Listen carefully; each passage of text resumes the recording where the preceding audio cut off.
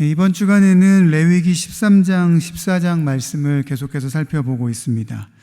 이 두 장에는 악성 피부병, 우리 성경에는 나병이라고 번역이 되어 있죠. 사람의 피부에 나타나는 병에 관한 규례를 다루고 있습니다. 그리고 피부뿐 아니라 의복과 가죽에 나타나는 나병 색점에 대한 규례도 기록이 되어 있고 14장 마지막 본문이죠. 오늘 우리가 읽은 본문에는 집에 나타나는 나병 색점에 대한 규례가 기록이 되어 있습니다. 오늘 본문을 읽어보면 당시의 집은 돌과 흙으로 지어져 있음을 알 수 있고, 돌과 흙은 사람의 피부와는 조금 성격이 다릅니다. 34절에 보면 어떤 집의 나병 색점 이렇게 기록이 되어 있는데, 이것은 당연히 우리가 말하는 질병으로서의 나병은 아니고 더욱이 사람의 피부에 나타나는 그런 피부병이라고 볼 수도 없습니다. 이것은 집에 나타나는 악성 곰팡이 정도로 보는 것이 좋겠죠. 실제로 곰팡이가 사람의 피부나 호흡기에 나쁜 영향을 미치는 것은 우리가 잘 알고 있을 것입니다. 이 말씀은 율법적 규례이기 전에 하나님이 하나님의 백성들의 위생과 건강을 위해서 주신 계명이라 이렇게 생각하면 참 감사한 계명이고요. 또한 이 계명을 통해서 정결하지 못한 것을 다루는 방법에 대해서도 하나님은 말씀해 주고 계십니다. 먼저 이 집에 생긴 나병 색점의 처리 과정에 대해서 기록이 되어 있는데요. 집안에 색점이 생기면 집주인은 제사장에게 그것을 알립니다. 그리고 제사장은 집안의 모든 것을 비우게 하고 색점을 판단한 후에 악성 곰팡이 같아 보이면 집을 7일 동안 폐쇄시킵니다. 그리고 1회 후에 색점이 퍼졌으면 색점이 있는 돌을 빼내고 또 집안 사방을 긁게 해서 돌과 긁어낸 흙은 성 밖에 버리게 합니다. 그리고 빼어낸 곳에 다른 돌을 두고 다른 흙을 바르게 하죠. 1차적으로 치료, 그러니까 복구 과정을 시행해 보는 것입니다. 만약 그 이후에 색점이 집에 재발하면 그 색점을 악성 나병으로 판정하고 집은 완전히 헐어서 돌과 흙 모두를 성 밖 부정한 곳에 내어다 버립니다. 반대로 1차 복구 과정 이후에 색점이 퍼지지 않으면 이 집을 정하다 하고 나병 환자가 정결하게 되는 날에 그 규례와 아주 유사한 그런 형태의 예식을 행하고 마무리하게 하죠.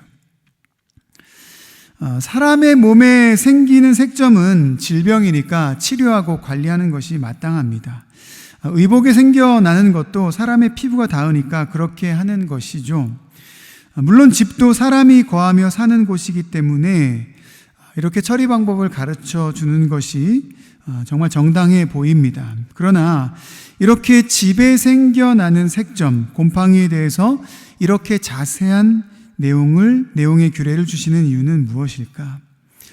앞에 말씀드린 것처럼 이 규례는 단순히 집에 생겨난 곰팡이를 다루는 위생적인 관점뿐만 아니라 하나님이 부정한 것을, 정결하지 못한 것을 어떻게 다루어야 하는지를 사실 이 규례를 통해서 가르쳐 주고 계신다라는 것입니다.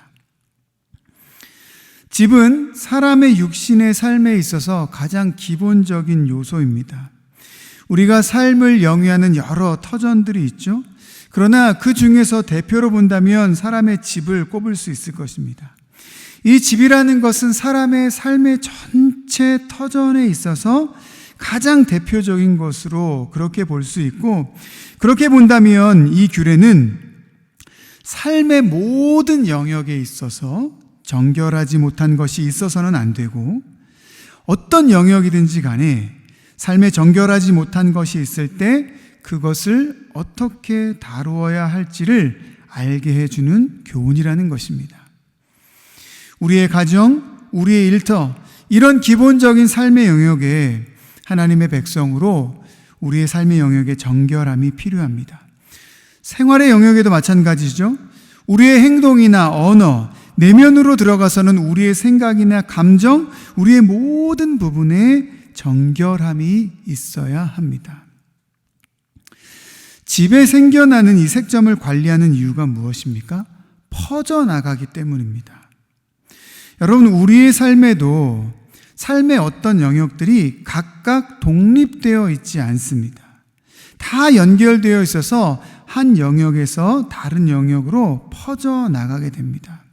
한 영역에 정결하지 못한 일이 있으면 반드시 다른 영역으로 퍼져나가게 된다는 말입니다. 우리가 삶에 우리의 일터라는 영역에 정결하지 못한 모습이 있으면 그것은 일터에서만 머무르지 않고 우리의 가정, 더 나아가서는 우리의 신앙 공동체로 퍼져나갈 수 있습니다. 우리의 행동과 내면에도 마찬가지입니다. 감정에 부정적인 것이 생기면 그것은 감정에만 머물러 있지 않고 나의 행동이나 말로 퍼져나가는 것이죠.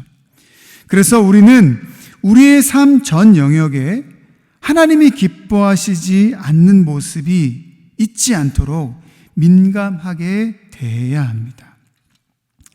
오늘 말씀에 보면 이 집에 생겨난 나병색점을 관리하는 한 가지 기준이 있는데 바로 그것은 오염의 근원을 제거하는 것입니다.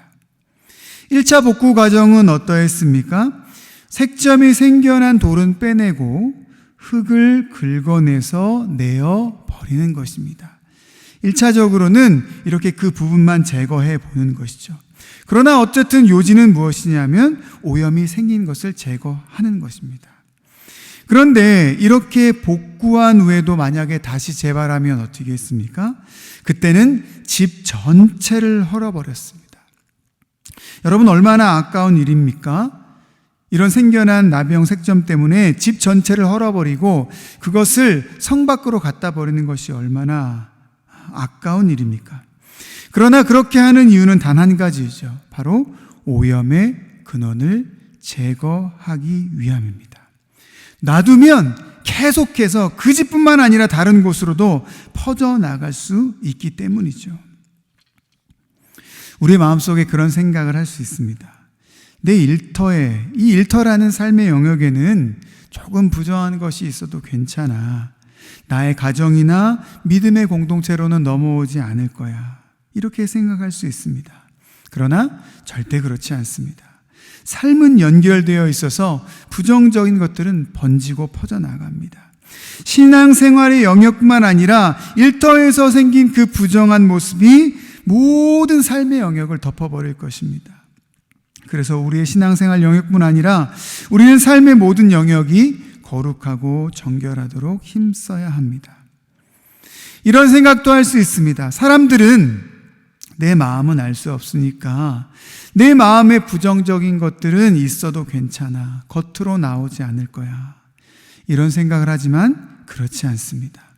마음에 있는 것은 생각으로 번지고 말로 번지고 행동으로 번져서 결국 겉으로 드러나오게 되어 있습니다.